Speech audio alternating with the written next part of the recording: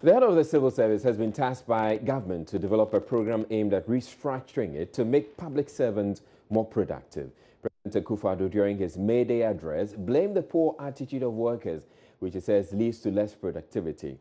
Speaking at the launch of a public service delivery training program, Deputy Chief of Staff Samuel Abu Jinapo handed the challenge of addressing the situation to the head of the service, promising government support. There is more in this report. The three-day training program aims to equip participants from Sierra Leone, Liberia and Ghana with lessons on how to improve upon service delivery as civil servants. Delivering a keynote address to launch the event, Deputy Chief of Staff Samuel Abu Jinapo underscored the importance of the service to government's aim of improving the lives of Ghanaians. He called for reforms from the leadership of the service to end bad working attitudes. We have no respect for the hours set aside for work. We pray, we eat, we visit during working hours. We spend hours chatting on the telephone. We take a week off for every funeral. And then we wonder why we are not competitive. End quote. The emphasis is mine.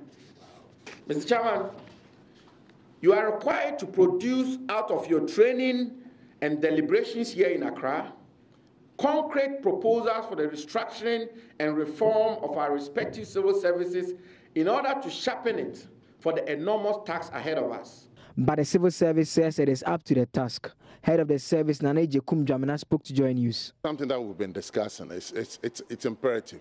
We cannot have, government has introduced a lot of new programs, new initiatives. Therefore, you need to get the machinery to respond in that same manner. Therefore, there's a need for a lot of reorganization to be. We have already started, but as I said, we're working closely with the Office of the President to take this thing forward. So it's not new. It's something that it's ongoing, that we are doing. The training program continues on Tuesday.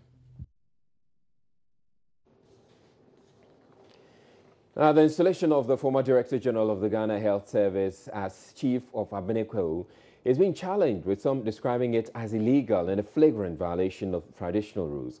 Professor Agyemang Bedu was installed at Aburi sometime last week, but the Betifi chief who also doubles as the acting Kweuman Hene. Nene Chamfo Edu Agyemang told the media on Monday that the installment of the pathologist was not done by kingmakers as enjoined by custom. He revealed some youth with no direct link to the royal family gathered to install the senior member of the Convention People's Party, to the chagrin of traditional leaders.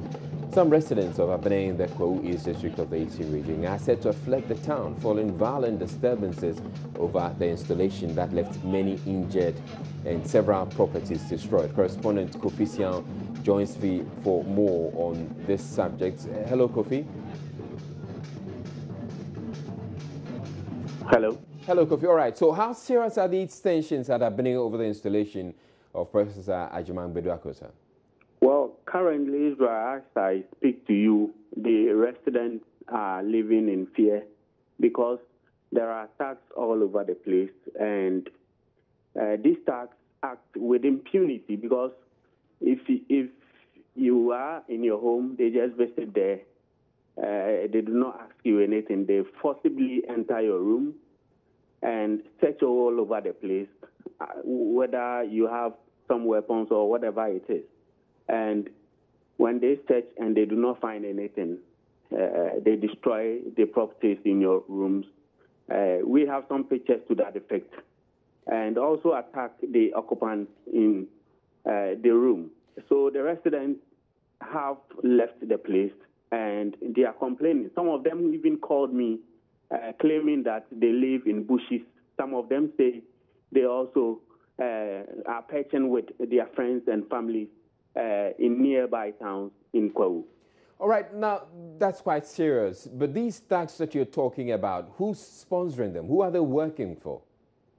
Well, these are people who are, I can say that they are against the installation of Professor Agyemang Bedu Akosa as the new Abedehine, who will in 40 days' time become the Omanhine of Kweu, or the paramount chief of the area. So they are going about the place, all over the place. They are wielding weapons and other implements that are very dangerous and can harm human beings. So these are people I can say are against the installation of Professor Agyeman-Badu Akusa, and that point has been corroborated by the residents and the people living around the place.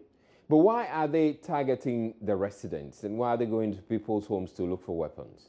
Well, you know, they are acting in such manner because they believe that that is what the information I'm picking. They believe that if they do that, the authorities will hit to their call and maybe reverse the decision to install Professor Agyeman-Badu Akusa as the paramount chief of the area or the chief of Aburi. Probably that is why they are doing that. So essentially they are threatening mayhem and causing fear and alarm, so probably the authorities would intervene somewhere. Yes, and there are policemen all over the place, but the residents claim that anytime they went to the police to inform them about it, the police are helpless. They claim that these issues are chieftaincy issues and they do not want to involve themselves so much. So they will just send you away. So you find your way out in terms of finding security for your own self. What are the authorities, the traditional authorities themselves, saying about all that's going on? Does it look like they intend to rescind their decision? It's right. This incident is happening because of a chieftaincy issue. So it involves two factions. That is the Professor Badu Agyeman Akusa side, and that of those who really are against his installation. So you cannot really tell what the chiefs are saying because they are supposed to ensure that... Is there a paramountcy that would intervene or that could intervene? Come again? Is there a paramountcy that could intervene? Currently, the area has no paramount chief. They used to have it, but the person is no more. He died some 3 years ago. He's Dasebre Ekuamabwatin. And I can tell you that if Professor Agyeman-Badu Akusa is successfully installed as the chief of Aburi, he automatically becomes the chief or the paramount chief of the area, because if in history or what the traditional requirements are, if you are the chief of Aburi, you are automatically the chief or the paramount chief of the area. So he will be the next paramount chief if his installation becomes legal. All right, thank you very much, Kofi Sian. He's bringing us that update from the Eastern region. Moving on to other stories. A coalition of unposted, bonded allied health professionals have suspended their decision to picket outside the premises of the Ministry of Health over the ministry's delay in posting them to various health institutions across the country. The decision to suspend the action comes after a Deputy Health Minister, Tina Mensah, and the Chief Director of the ministry assured the aggrieved bonded health professionals their grievances will be addressed within a week. A statement earlier released by the group indicated they have chosen to picket outside because their colleagues who are members of the Coalition of Unemployed Bonded Diploma Nurses are part of more than 4,000 clinicians who have been cleared to start work from July 1 after they staged a similar sitting. Joy News' Maxwell Agbagba has been speaking with the president of the coalition, Solomon Yabua, who said they will not leave until they are posted. This was earlier on in the day. Our problem is very simple. We have sat in their house for 9 good months. 9 good months sitting in their house.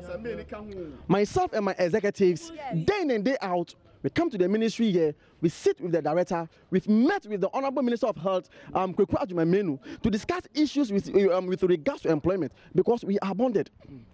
Assurance upon assurance have we been given. We've waited for several years because we believe in the principle of democracy. We believe in dialogue. We never had any idea of picketing even at the premises of the ministry. Now, upon everything, upon all our discussion, upon all our petitions, upon all our grievances that we presented to the ministry ended up betraying us. Meaning that when our colleagues, our co-colleague health trainees came here to picket on 1st of July, their clearance had been given to them. Once we sit down to dialogue with them on a peaceful ground, They don't need it that way. So we see to it that that is what the ministry inquires from us, for us to picket before they give us our clearance. That is why we are here this morning. Until our petition is met, until our clearance is given, nothing will cause us to leave these premises. We are here. We will sleep here. We will stay here because we are well prepared before we came here. So nothing is moving us.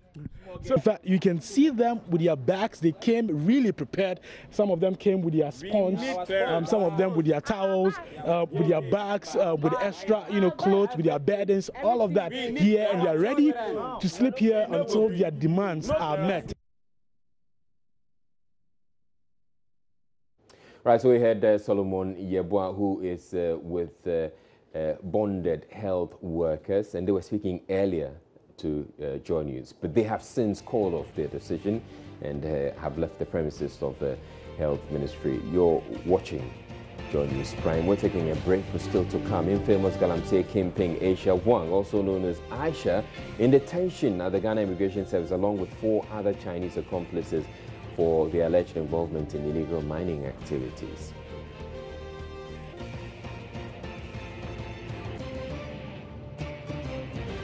We'll be back with more stitching.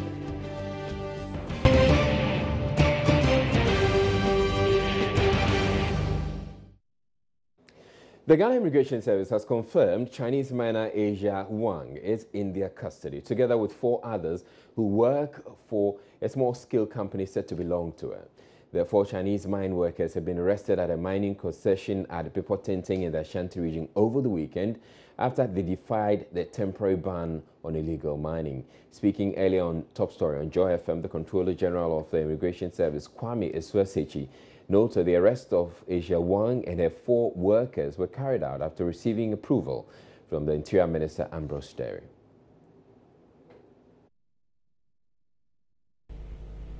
So on Saturday, the command at Obuasi arrested these 4 Chinese nationals, all male, working at a site called Deportation within the Amansia Central District in the Ashanti region. They were brought to Kumasi on Saturday. So when the officers arrested these 4 Chinese nationals and brought them to Kumasi, our regional headquarters, they said Aisha then intervened to secure bail for them. That's when our officers tried to arrest her. She said she was going to bring her passport to show her immigration status in order to grant bail and stand as surety for these 4 people. She went, never came back. Our officers were able to trace her location, that is her residence, through intelligence. Our officers got to her house within the Ahudo area. Our officers had difficulty going to her house because apparently she had barricaded her house. So after all effort failing to get into the house, fortunately, 3 officers supposedly coming from the Flagstaff house went into the house. That was when our officers were able to get into the place. He also revealed Asia Wang resides in the country legally because she is supposedly married to a Ghanaian. Aisha, as we're speaking now, is in our custody with the other 4 Chinese nationals. Do we know her immigration status? In fact, from the investigation that is so far conducted, and we are doing further investigation into her status. For now, the investigation shows that she's on indefinite residence status. Please explain what that means.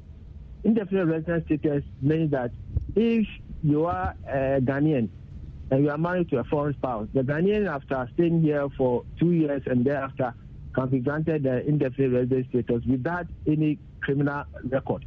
So she is married to a Ghanaian? That is so. And you have checked that to be true?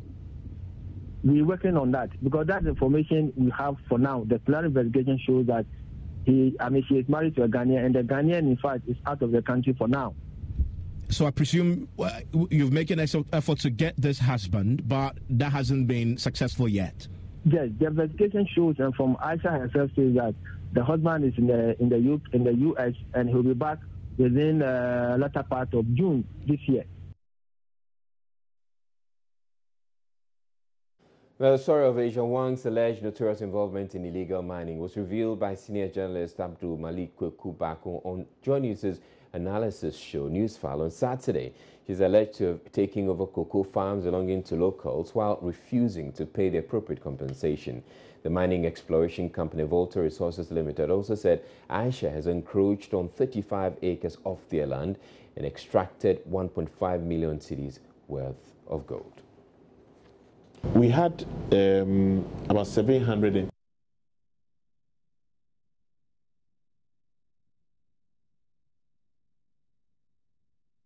Right, so we do apologize for the hitch, but that's the story we're talking about right now. More than 700 Ghanaians were deported from several countries in 2016, with Saudi Arabia sending home more than a third of that total number. The head of Public Affairs of the Ghana Immigration Service, Chief Superintendent Francis Pamdeti, tells journalists about 74 Ghanaians were brought home from the U.S., while 44 were deported from the U.K. in 2016. The number of Ghanaians to be deported this year, as recent reports suggest, the Trump-led administration in the U.S. plans to deport about 7,000 Ghanaians who live there illegally. But the Immigration Service says they are yet to be notified of any such deportation or repatriation from the U.S. We had about 732 Ghanaians deported in 2016, and you usually would have them coming in. There are some deportations that are en masse, so you have about 30 being brought at the same time, and usually they could charter flights for them. In other cases, they come on commercial flights, so you have 3, 4, 5. But when you put those figures together on a monthly basis and for the entire year, then you would have 732. They are all not brought at the same time. Countries like Saudi Arabia topped the list for 2016. The USA followed, the UK followed, Kuwait also followed, Germany, Malaysia, Thailand, Italy, Israel, Egypt, in that order. Francis Pamdeti also tells journalists some 369 foreign nationals who did not meet the legal requirements were either removed from Ghana or denied entry. In 2016, we had about 209 foreigners were not allowed to enter because of issues with their documentation, issues with regards to lack of clarity on their intent of visiting the country or coming into the country. We also had some 57 foreigners deported, and we had 103 repatriated. Now, foreigners who come to this country and flout our laws, not only immigration laws, but flout our laws, depending on the gravity of the offense they committed, could be subject to deportation orders by the courts or by the Minister of Interior. And when such deportation orders are issued, that foreigner cannot come back into the country. With those who are repatriated, usually the repatriation is done by the Controller of Immigration, the head of the institution. He would issue that directive for a repatriation. But where foreigners arrive and they are not clear about their destination, the purpose of their visit, and you obviously can tell that they do not have the means to stay in this country, such persons are refused entry. And where you realize that the documents they are using are fraudulent or the visas they are using are fraudulent, you don't admit them into your country. All right, so then we're going back to the earlier story on Galamsey. There's a statement I told you the Ghana Armed Forces has issued, and which I'm going to be sharing with you in a bit. It says Ghana Armed Forces is not involved in Galamsey. And then it makes reference to Joy FM Super Morning Show, a discussion on Joy FM Super Morning Show where they indicated that there was the involvement of some Ghana armed forces, officers of the Ghana Armed Forces involved in illegal mining activities at Dankwanta in the general area of the Aburi Dam. Now, it says GAF wishes to express its utter dismay at the judgment and conclusions drawn by panelists on the morning show, as well as subsequent news reports, without seeking the position of GAF on the matter before going ahead to discredit the military in its entirety. Indeed, contrary to what was alleged in the reportage, the GAF was never invited to participate in the forum and to state its position. It is common knowledge that GAF does not seek to engage in self-publicity. However, in the wake of the said panelist discussions and the impression the Joy FM report sought to create, it has become imperative to clarify the position of GAF. And what is the position? It says, as part of its internal security operations in support of civil authorities, GAF personnel are deployed across the country to perform numerous operational roles in order to safeguard the integrity and security of the state and to preserve the environment. Some of these personnel deployed under Operation HALT are tasked to support efforts at curbing illegal mining activities and to provide security at state-sanctioned mining sites and concessions to ward off illegal miners, robbery attacks and encroachment. In this regard, GAF has officially deployed personnel at Anglo Gold Ashanti mining sites and concessions under the same guiding principle of providing security to enhance socio-economic activities. Such support could be extended to certified corporate bodies which require assistance. And it goes on to give examples of the mining concessions at Ghana Canada Mining Company. And then I would want to just skip to one other part. It says the commitment of GAF in enforcing the directives and ultimatum to halt Galamsey operations is demonstrated in the resolve of the Military High Command to deal with both perpetrators and collaborators. For example, where service personnel have been identified or arrested for assisting in engaging in any activity or unauthorized operations in relation to illegal mining, they have been dealt with in accordance with the applicable armed forces regulations. And goes on to say, on March 20, 2017, 3 ex-servicemen dressed in assorted military uniforms were picked up by a military patrol team for extortion and other activities in relation to illegal small-scale mining at Wassa Ekropon. The ex-servicemen were handed over to the civil police for further investigations and prosecution. It says, the Military High Command does not condone any acts of indiscipline involving its personnel, but it is worth stating, it is not always that our internal disciplinary measures are brought into the public domain. However, every misdemeanor that prejudices our service code of discipline is promptly investigated and dealt with. In this regard, the Military High Command will be happy to receive any evidence of misconduct for immediate action.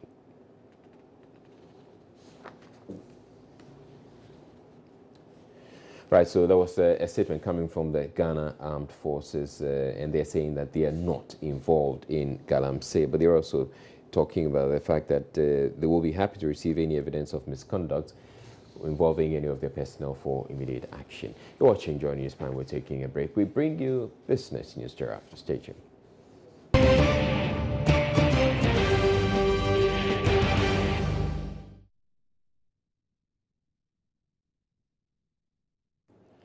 Hello, good evening. Time now to bring you some business news updates. The World Bank has indicated it will no longer provide financial guarantees for private independent power producers which want to invest in Ghana's energy sector. Country Director Henry Kerali thinks Ghana has had enough of financial support in the sector from the World Bank. He stated this in an interview with George Wiafi. That the power purchase agreements all have what we call take or pay. You either take the electricity or you pay for it. If you don't take it, you still have to pay for it. So this is the challenge that Ghana is facing. When you have an oversupply of electricity that is not being used, the country still has to pay for it. And that is something that we would try to discourage, and we hope that the government will be able to find ways and means to reduce that risk of paying for electricity that it is not using. The analogy here about the fish in the soup is that maybe in Ghana, if it's too much, we can export the rest. So what's the big deal, one would ask? I think the big deal is whether the price that you're exporting is sustainable in the region. The export price in the region is 9 to 11 cents from our understanding, and the tariff levels in Ghana are more than that, significantly more, from 13 to 16 cents. So if you're going to export, it means that Ghana will have to subsidize some of that export in order to be able to meet the market levels of tariff. So at 9 cents, you would have to subsidize maybe 4 or 5 cents. And this is not, it is not good economics for Ghana to be subsidizing electricity being used in other countries. But if the government can find a way to discuss, renegotiate, reschedule, whatever it is that they need to do with the independent power producers in order to reduce the tariff levels, that would be very welcome news. Meanwhile, the executive director of Kumasi Institute of Technology and Environment, Ishmael Ejukumihini, says the country can take advantage of the excess generation capacity to reduce the cost of power. In an interview on Business Live, he said Ghana can also take advantage of exporting excess power through the West African Power Pool. He was sharing his views on the new decision by the World Bank and the possible implications for the economy. Once you get a sovereign guarantee, which is the state providing a guarantee to say that the nation undertakes to pay in the event that ECG, which is normally the offtake guy, is unable to pay, that should suffice. But for the international market, if you have a World Bank guarantee, you are most likely going to be able to get people to listen to you and offer you more flexible terms. So most of the IPPs that came in with World Bank guarantee means that World Bank guarantee actually facilitated their getting access to credit. But what it means is that if it's been withdrawn, then people will have to go and struggle themselves for those funds. But I guess what we need to be alluding our minds to is the reason why they are withdrawing this. They've said that we have excess capacity in their mines and we have contracted power plants that are a bit too expensive, and for that reason we are unable to sell excess capacity to the sub-region. I guess that's the bottom line. We're stuck with plants that are too expensive that if you want to get into the power pool, probably your generation will not be dispatched. So it means that ultimately we need to find a way of bringing the cost of power down.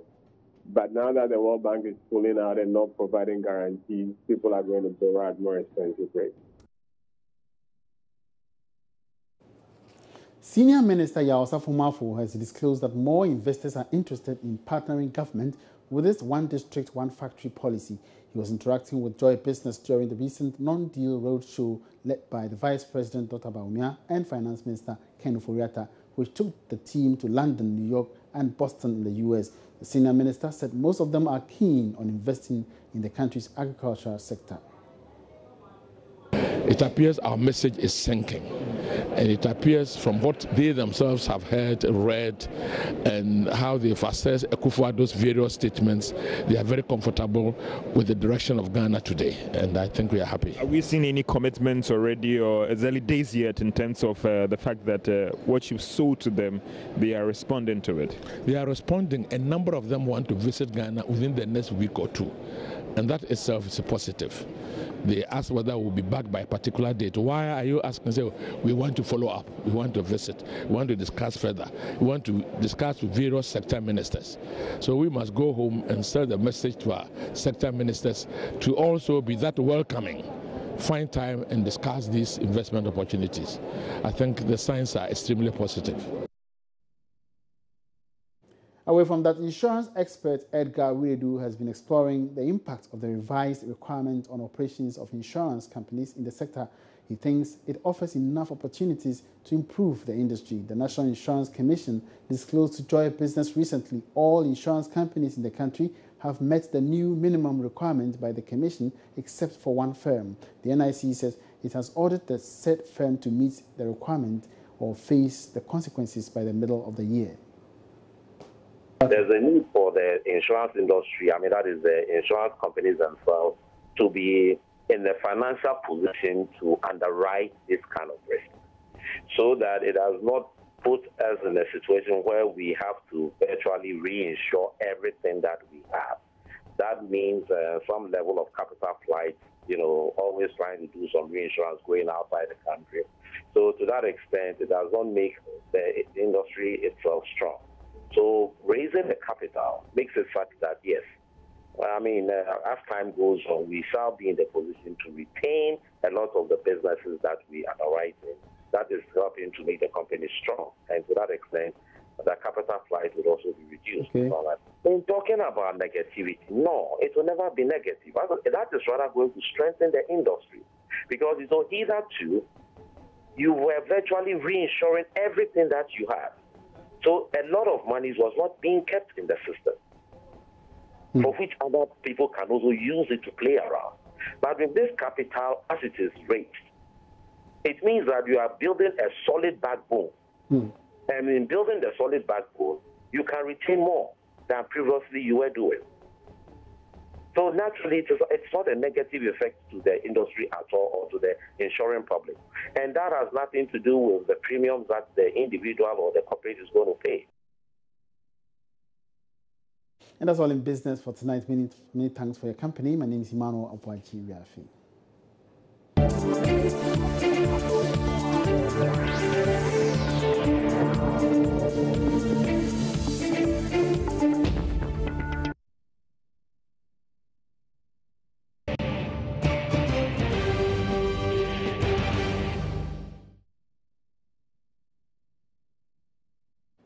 The New Patriotic Party's parliamentary candidate in the 2016 elections for the Kintampo South constituency and a former branch manager of the God is Love microfinance firm in Jema has been confirmed by assembly members of the Kintampo South District Assembly as the area's DCE. The confirmation of Alexander Jan has however not gone down well with residents in the district, especially victims of the microfinance scam in 2015. A report by Anna Sabit.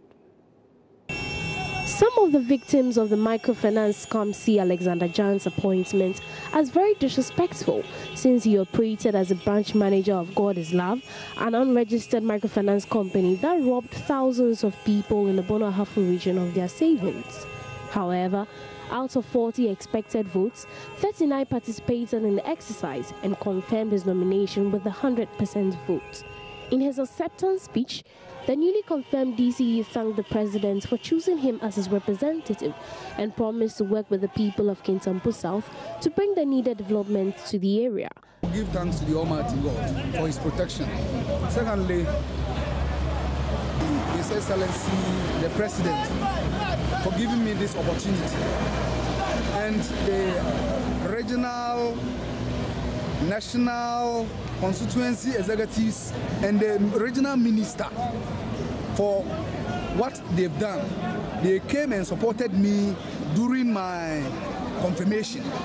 And I thank the assembly members, either NDC or MPP.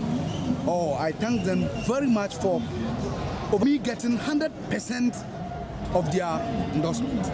Some of the assembly members have also been explaining why they massively voted for the nominee. And the district has been there without DC, and without the DC, there won't be any development, you see. So we are hungry for the DC. We are hungry, actually hungry, so that we can see development. That is why we all voted massively. That's why we gave him the 100% endorsement. So we need the DC to come so that we can see development in our various electoral areas. Some of us have worked with him. I'm a teacher at the Sunday school, Yema Sunday School. I've worked with him and I know his capabilities. He's somebody that I know he can do the work. I don't have any doubts in him. And not myself alone, my colleague honorable members also realize that he have the potentials. And he's somebody who is a unifier. And we know he can develop Kintampo South. Because we have that confidence in him, that is why we decided to endorse him 100% in him. We don't doubt his capabilities. We know him. He's an indigene and we work with him. Some of us work with him. And I can attest to the fact that he have the potentials. He had the leadership qualities. All the leadership quality, he has it. And we know that he can help develop Kintampusa. Anas Sabit's report. Now, elsewhere, the Wasa East District Chief Executive nominee Wilson Arthur has been rejected by the District Assembly. The media owner polled 19 of the 30 voters taking a rather eventful voting process. Correspondent Francis Waja joins me via telephone with details. Hello, Francis. Tell me about the incidents that characterize the voting process there. Well, in Wasa East, you want to describe it as a little unfortunate, but for most of us, we saw this happening or we saw it coming, and you want to say it's a bit unfortunate that security agencies could not actually see this one coming, because there has been a little underlying issue right from day one when the current MP and then the president's nominee contested for that seat in 2012. Again, they contested in 2016. It was very, very, very close, unlike 2012. And so today's event was one that we knew was going to be marked by some tension and some few disturbances here and there. Now, what happened was that the MP for the area, who is an NDC MP, a former Deputy Minister for Road and Highways, Honorable J. Mensa, claimed that he had come to Wasa East, that is Dabua City to be precise, the district capital, to lend some support of some sort to Wilson Arthur, who he beat in the primaries, and then whom he also described as a very good friend. But then, as things panned out, 30 assembly members voted. Wilson Arthur had 19, and then 11 voted against. Now, that area, you want to say, is an NDC-dominated area, so some of the assembly members are perceived to be NDC, though the district level elections is non-partisan. Yeah. Now, the allegation that was flying around was that the MP had influenced or induced these 11 assembly members to vote against the president nominee, that is Honorable Wilson Arthur. And as the allegations went on and as it became clearer that he had not gotten the nod, tempers kept flying. Now, at a point, according to police, they gathered intelligence that the situation was getting volatile. And so they had to move the MP's car from one point to the other to prevent any unfortunate incident, because they had gathered intelligence that they were planning to even burn the car of the MP. Now, in the process of moving the car from one end to the other, these angry youth who felt that the MP had played a part, smashed the right side of the car. And so the driver's side got smashed, but the driver managed to, if I would say, meander his way through the crowd and then moved away. The MP at the time was not in the car. He was at a safer place, but the car suffered some small damages. Which vehicle are we talking about here? We're talking about a Toyota Land Cruiser V8 vehicle. All right. Now, has the police made any arrest on who might have smashed the Well, MP's as I speak to you now, the information I have is that no arrest has been made yet. I repeat, no arrest has been made yet as I speak to you. All right. Israel. Now, you say the MP, when the MP came around, the MP showed up there as a friend of Wilson Arthur. So at what point did he move from being a friend to being seen as the enemy? Well, from his own account, he's very much aware of the underlying tensions and all that. But then he has always described him as a friend. And so he only came to lend his support to him. And we cannot tell for now whether he has come to lend his support in the event that he has gotten the endorsement and probably made a statement on Twitter and said that, listen, brother, I support you and let's work together after your confirmation. Or he had come to ensure the smooth process, that the entire process went on smoothly by helping me out with logistics and all that. We do not know. But when the incident happened and then he spoke, all what he said was that, well, he had come to support him as a brother and as a friend because he has been his friend all this while. Now, there were two other areas, Swamang and Awin. How did the votes go there as well? Absolutely. Swamang is one of the areas that the MPP picked up in terms of the constituency in this election. So it was not surprising at all. Swamang had 100% endorsement for the DCE in the person of Christian Boa. He put 13 out of 13 votes cast. And then Awin in NT today, they also had the confirmation of Samuel Edutemfi also becoming the DCE for that area. And he put 28 out of 35 votes cast, representing some 82.3%. Now, in Mpoho, is one of the areas that we spoke about earlier some time back. There were some few agitations as to the fact that they did not approve of the president nominee at the time. Now, interestingly, today when they went to vote, 18 assembly members voted. He had 13 out of 18. And then you recall, I said some time back, that the major task of the DCE will be to sail through this process first and then later speak to these feuding factions who felt that he didn't hail from the area. Fortunately, he pulled through with 13 votes out of 18. All right. And when I spoke to the youth, what they told me was that the issues that led them to riot earlier had been ironed out, and then now they are ready to work with him. So from the Western region, these are the few areas that have seen endorsements so far. Thank you very much, Francis Waja. Now, for the first time in 13 years, Assembly members of the Wa East District have voted 100% to confirm the president's nominee for the position of District Chief Executive. He secured a yes vote from all 35 members present to become the 5th DC of the area. Upper West Region correspondent Rafiq Salam reports from Funte, capital of the Wa East Cap District.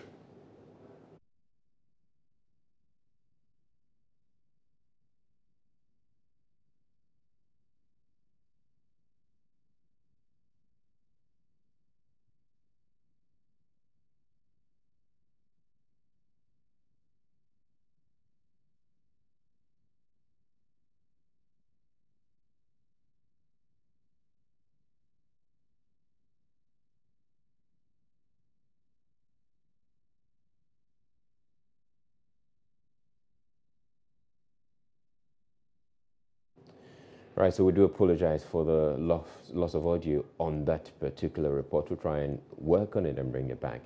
A church building which collapsed at suburb of Ogbawe here in Accra was not authorized. Municipal Chief Executive of the South Municipal Assembly, Joseph Yani Stevens, says the structure, together with others springing up at a reclaimed landfill site in the community, should not be there in the first place. The Christ Life Ministries building collapsed during church service on Sunday after a downpour.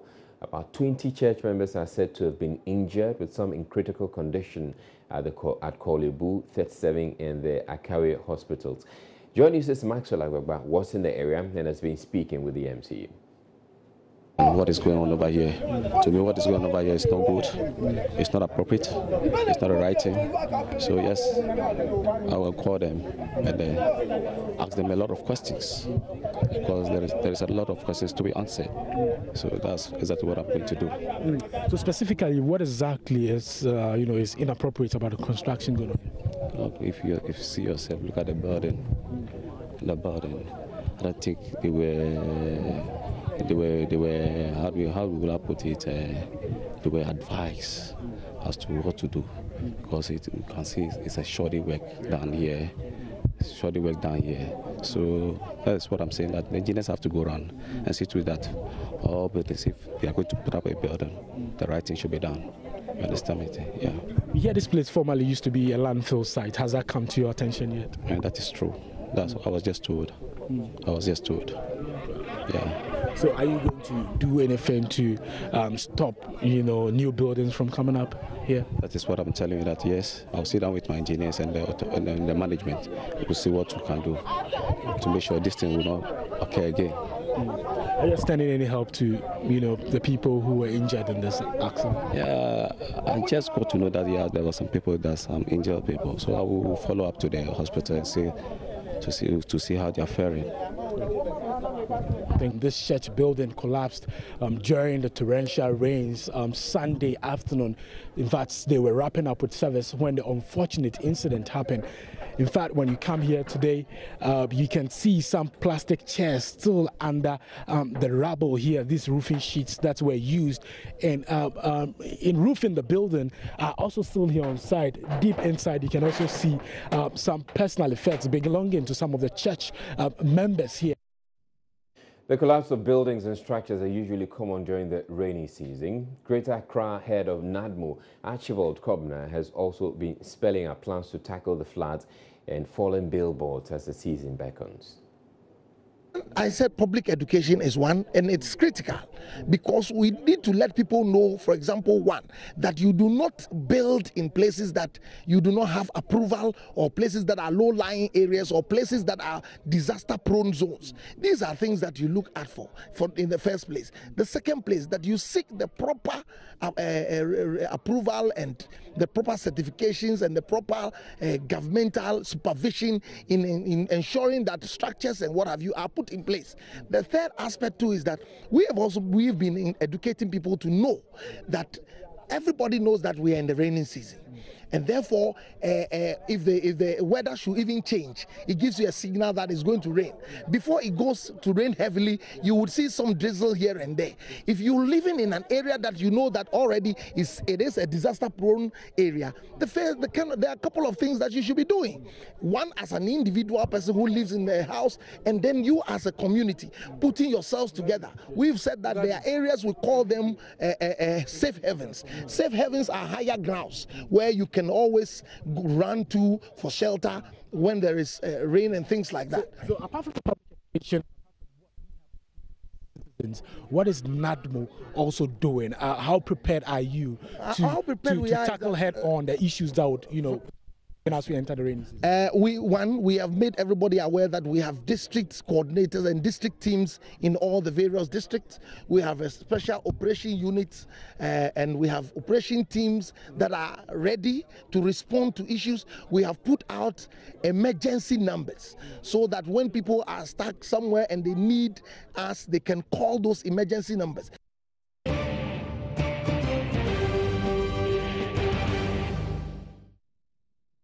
Now, mobile phone dealers at the Kwame Nkrumah Circle have vowed to continue to defy directives by the Accra Metropolitan Assembly to stop selling on the pavement unless government provides them somewhere else where they could sell their phones in peace. Successive governments have tried to evict the second-hand phone dealers from the pavement where they currently occupy. In the following report, the phone dealers, who number about 1,500, want government to allow them to operate for a year, during which period a daily levy will be charged them to generate enough funds to build a phone center for them. Latif Idris has more. Okay, so 3-5, right? Yeah. All right, so after securing the place and doing business for over 10 years, the second-hand phone dealers at Circle, what has become the hub of second-hand phone, face eviction from the AMA task force. Now, if successful, the Accra Metropolitan Assembly task force will evict over 1,500 second-hand phone dealers from what has become the hub of second-hand phone in the country. Now, the question being posed by businessmen and women here is that where is the alternative for them to go and do business? You sack us to go, the next day we come here. Rather, you have to pay the police and you have to pay the AMA people to come and sack us here. And you guys must be very, very stubborn. We are not stubborn. The reason is we don't have anywhere. You continue to defy the law. You continue to defy directive from the AMA. No, if what does that make you? We don't defy the law. If the government have provided us a place to sell, that phone dealers, this is your market, you have to go and sell. So that if anyone trespass the market, that one you can deal with the person. But here be the case, we don't have anywhere to go and sell, and we cannot go and sell. But what means we have to earn a living too. They propose the imposition of a levy that will allow them to sell their gadgets. We have done the calculation, it's simple logic and simple calculation. If you have made the calculation, each person is paying 6 cedis for a week. And that 6 cedi times 4 weeks. 4 weeks make a month. And a month, there is a 12 months in a year. So that a month times 12. And we are going to get 280,000 Ghana cedi. It's quite a lot of money, which means in every year, the previous government, each government is losing 280,000 Ghana cedi from here. It is up to the government to provide a convenient place to work. You understand what I mean? So if the government says, okay, fine, this is what I've got for this place, I've got this place for you. Come and take this place and work. We don't have a choice. Until that is done, what do you intend to do? Until that thing is done, we continue to be in the streets. I must be frank with you, I will not lie. Because you come and... Even with the tax force? They will come and sack us today, tomorrow we will come back. Haven't made their stance known, it remains to be seen how the AMA will respond to the phone dealers.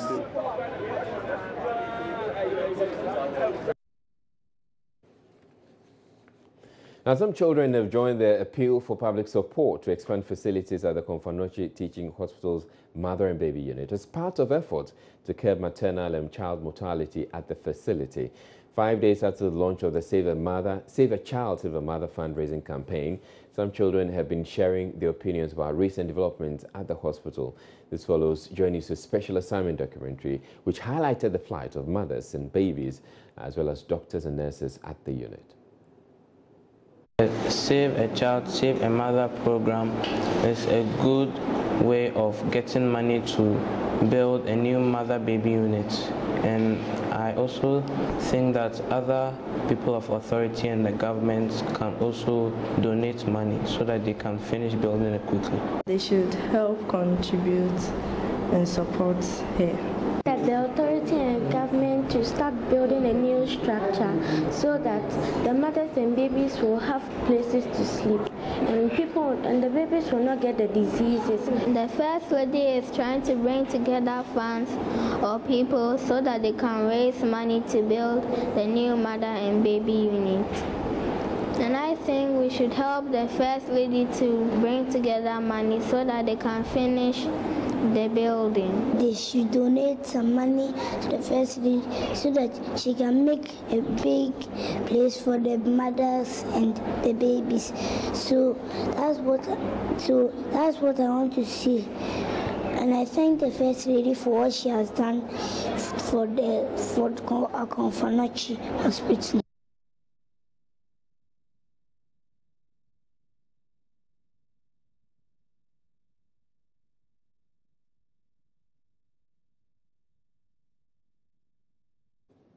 Right, so moving on to one other story. It has to do with the back and forth between the Northern Regional Chairman of the New Patriotic Party, Daniel Bugri Nabu, and one other government official. This time it has been escalated, or it's involved. One other person has been brought in. It happens to be the Upper East Regional Minister. And his lawyers have written this statement, which I'm going to be sharing with you. It says, we hold the instructions of Mr. Roxing Bukari, Upper East Regional Minister, to demand a retraction and apology from you for your defamatory comments on an Accra radio station, which comments have been widely circulated on the internet. It says, our client takes very seriously your forceful yet direct accusation of felonious conduct on his part, part of deep involvement in connection to the unfortunate murder of former regional chairman of the MPP in 2015, and for which named individuals are presently standing trial at the court. Our client's demands are for an immediate, unconditional, unequivocal written retraction and apology for those unprovoked and maliciously defamatory statements. Our client, for the avoidance of doubt, wishes to place on record that your said allegations are completely false, and that also explains why investigations by appropriate state authorities have never remotely linked him or any persons associated with him with the dastardly act. The retraction and unconditional apology must contain an undertaking never to repeat said false claims, and same must be given same prominence as the complaint publications and republications within 48 hours from the 6 p.m. of date first above. We have further instructions too, without further notice to you, and upon your failure, neglect, or refusal to fully satisfy our client's demands herein, take out a suit and hold you, the platforms used, and those carelessly republishing liable for your said defamatory comments. So there's a statement coming through from the lawyers of the Upper East Regional Minister, Roxing Bukari.